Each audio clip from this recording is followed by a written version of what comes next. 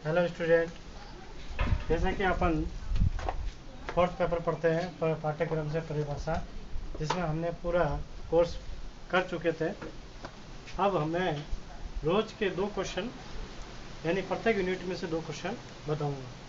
ठीक है। जैसे कि पहले यूनिट में से मैंने पहला एक क्वेश्चन लिया है कि भाषा के प्रयोग में प्रयुक्त गतिविधियों को प्रमुख रूप से किन संप्रेषण सिद्धांतों द्वारा स्पष्ट किया जा सकता है, ये क्वेश्चन है। ठीक है। अब अपन को सबसे पहले भाषा किसे कहते हैं उसके बारे में जानना है। भाषा का एक बार मैंने पहले भी वीडियो डाला है। तो भाषा मतलब है कि भाषा वह माध्यम है जिसके द्वारा एक व्यक्ति अपने विचारों और मन के भावों को व्यक्त करता है और दूसरा व्यक्ति उसको सुनकर उसका रिप्लाई करता है या उसका प्रति उत्तर देता है। यानी भाषा को एक माध्यम माना गया है। भाषा को क्या माना गया है? माध्यम। लेकिन दो व्यक्तियों के बीच में जब वार्तालाप होती है, बात होती है या बातों का विनिमय होता है, तो वो 100% यानी 100% कब माना जाएगा? यानी उसको हम संप्रेषण कहते हैं, यानी कम्युनिकेशन। इंग्लिश में क्या बोलते हैं? कम्युनिकेशन। संचार कब कैसे होगा? ठीक है। तो उसका उत्तर है जैसे कि संप्रेषण सिद्धांतों के रूप में निम्नलिखित प्रकार से स्पष्ट किया जा सकता है। संप्रेषण का मतलब होता है कि अपनी बात को कहना या बोलना और दूसरा व्यक्ति उस बात को सुनता है और उसका जो हमने कहा है उसका रिप्लाई यानी उसका जवाब देता है। यानी भाषा एक द्विपक्षीय पक्ष है, द्विपक्षीय भाषा कहलाती है। इसमें 2 पक्ष होना जरूरी है, एक सुनने वाला और एक बोलने वाला। अब रही बात है कि 100% संप्रेषण किसे कहा जाएगा? मतलब है कि हम 100% संप्रेषण किसे कह सकते हैं? तो सबसे पहला है सजगता का सिद्धांत। सजगता का सिद्धांत का मतलब होता है कि सजग यानी बोलने वाला और सुनने वाला दोनों ही सजग होना जरूरी है। अगर बोलने वाला किसी विषय वस्तु के बारे में बता रहा है और सुनने वाला में उसमें इंटरेस्ट नहीं ले रहा है तो वो मतलब कि संप्रेषण पूर्ण नहीं हो पाएगा। दूसरा है योग्यता का सिद्धांत। योग्यता का मतलब है कि किसी विषय वस्तु के बारे में योग्य होना बहुत जरूरी है। जैसे हम क्लास में पढ़ाते हैं, हम किसी विषय वस्तु के बारे में अगर जानकारी नहीं है और उसके बारे में हम जानकारी दे रहे हैं तो ना तो वो बच्चे समझ पाएंगे और न ही वो संप्रेषण पूर्ण हो पाएगा। ठीक है। तो मतलब दोनों का योग्य होना जरूरी है, मतलब सुनने वालों को भी योग्य होना बहुत जरूरी है। और तीसरा है सहभागिता का सिद्धांत। सहभागिता मतलब होता है कोऑपरेट करना। हम जैसे मैं किसी बात को अगर बोल रहा हूँ और आप उस बात को ना तो सुन रहे हो ना ध्यान दे रहे हो तो वहाँ पे संप्रेषण पूर्ण नहीं हो सकता है। यानी सुनने वाला और बोलने वाला दोनों का कोऑपरेट यानी दोनों की सहभागिता होना बहुत जरूरी है। तीसरा है उचित सामग्री का सिद्धांत। उचित सामग्री का मतलब होता है हम किसी भी बात को एक्सप्लेन करने के लिए या किसी हमारा शिक्षण को प्रभावी बनाने के लिए हम बहुत से साधनों का प्रयोग करते हैं, जैसे चार्ट है, टीचिंग एड है, TLM है। और बिना उचित सामग्री के हम किसी भी विषय वस्तु को पूर्ण रूप से मतलब है कि प्रभावी नहीं बना पाते हैं। तो प्रभावी बनाने के लिए उचित सामग्री का प्रयोग करना जरूरी है। पांचवा है संप्रेषण माध्यम का सिद्धांत। अब संप्रेषण का माध्यम यानी हम संप्रेषण कर रहे हैं तो उसका मीडियम क्या है, उसका माध्यम क्या है? संप्रेषण करने वाला और संप्रेषण सुनने वाला दोनों का मीडियम एक ही होना चाहिए, यानी दोनों की भाषा एक ही होनी चाहिए। अब मैं अंग्रेजी में अगर कोई एक्सप्लेन कर रहा हूँ और सामने वाला अंग्रेजी जानता ही नहीं है तो वहाँ पे संप्रेषण पूर्ण नहीं हो पाएगा। यानी सुनने वाला और कहने वाला दोनों का मतलब कि दोनों की भाषा एक होनी जरूरी है। अब पृष्ठ पोषण का सिद्धांत। अब पृष्ठ पोषण का मतलब होता है फीडबैक।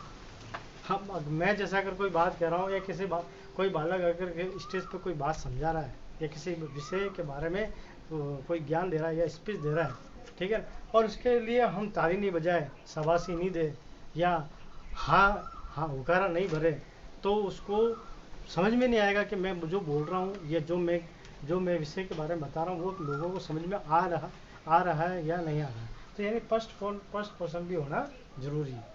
सातवां है सहायक व बाधक तत्वों का सिद्धांत। कुछ चीज़ें ऐसी होती है कि संप्रेषण में सहायक होती है और कुछ ऐसी होती है जो बाधक होती है। अब जैसे मैं किसी संप्रेषण में कर रहा हूँ और यहाँ पे हवा चल जाए तो मेरा संप्रेषण पूर्ण नहीं हो पाएगा। शोरगुल, ये क्या कहते हैं, कमरे में लाइट ना होना, ये एक बाधक तत्व है।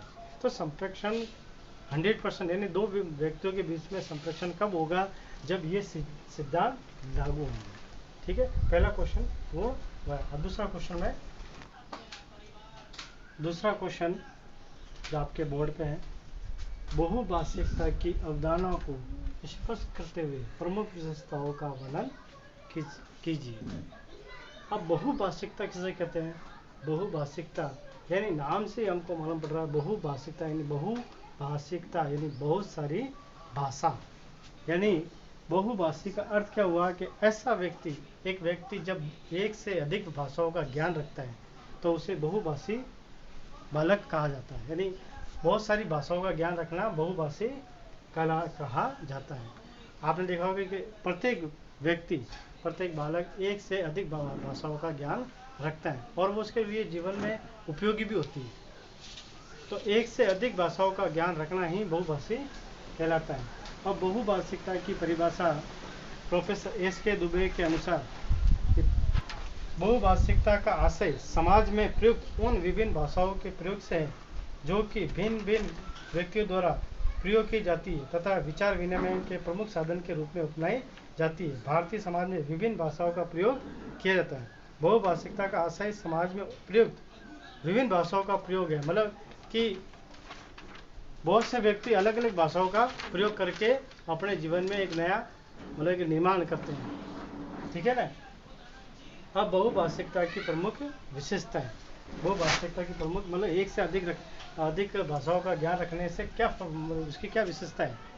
पहला है विभिन्न प्रकार की भाषाओं का प्रयोग। एक व्यक्ति अगर एक से अधिक भाषाओं का ज्ञान रखता है तो वो किसी भी भाषाओं में ट्रांसलेट कर सकता है, उसका अनुवाद कर सकता है और उसका भावार्थ पता कर सकता है। ठीक है। अन्य भाषाओं के प्रति सकारात्मक दृष्टिकोण, जब बहुत सारी भाषाओं का ज्ञान रखता है, जैसे एक व्यक्ति हिंदी भी जानता है, चाइनीज़ भी जानता है, फ्रेंच भी जानता है, तो उन भाषाओं के प्रति उसकी जो विचारधारा है, उसकी सोच है, वो सकारात्मक होगी, पॉजिटिव होगी। अपनी रुचि के अनुसार भाषा का चयन, जब व्यक्ति जिस भाषा में इंटरेस्ट लेता है और अपनी योग्यता उसमें दर्शाता है, तो वो अपनी जो योग्यता और अपनी रुचि के अनुसार भाषा का चयन करता है। मतलब वो अपने अंदर जो काबिलियत है, अपने अंदर जो योग्यता है, उसके अनुसार ही वो भाषा का चयन करता है। अब है प्रत्येक भाषा का संबंध एक दूसरे से। बिल्कुल सही बात है कि अगर हिंदी पढ़नी है तो संस्कृत को जानना जरूरी है, संस्कृत को पढ़नी है तो हिंदी को जानना जरूरी है। हिंदी में ऐसे कई वर्ड है जो अंग्रेजी के भी है और अंग्रेजी में भी हिंदी की भाषा चलती है। यानी हर एक दूसरे की भाषा को जानना जरूरी है, मतलब एक दूसरे के संबंध है। अब वैश्विक विकास का आधार, अब हम एक छोटे लेवल पे बात करें, एक बड़े लेवल की बात करें तो बहुत सारी भाषाओं का ज्ञान होना बहुत ज़रूरी है। कैसे? जैसे अगर हम इंडिया से बाहर जाते हैं, विदेश में जाते हैं, तो हमें अंग्रेजी का ज्ञान होना जरूरी है। अगर कहीं और दूसरे देश में जाते हैं तो हमें उनकी भाषा का ज्ञान होना बहुत ज़रूरी है। अगर भाषाओं का ज्ञान नहीं होगा तो हम उनके बराबर उनकी मतलब दौड़ में हम शामिल नहीं हो पाएंगे। इसी को हम बहुभाषिकता कहा जाता है। ठीक है। अगले 2 क्वेश्चन हम अगले वीडियो में देखेंगे।